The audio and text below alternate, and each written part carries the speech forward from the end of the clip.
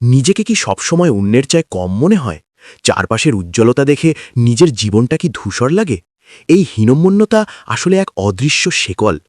আজই সময় এই শেকল ভাঙার। গীতায় বলছে, প্রথমেই নিজেকে চেনো।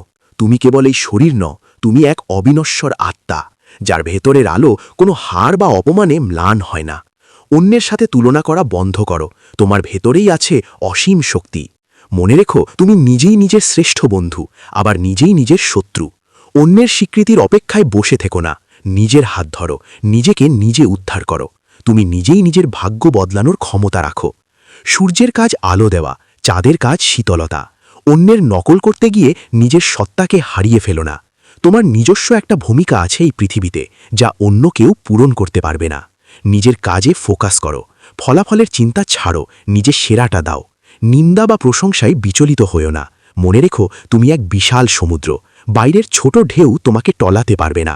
নিজের ওপর বিশ্বাস রাখো, মাথা উঁচু করে দাঁড়াও, কারণ তুমি অনন্য। নিজেকে ভালোবাসতে শেখো। আজ থেকেও শুরু হোক তোমার নতুন পথ চলা। আরও এমন ভিডিওর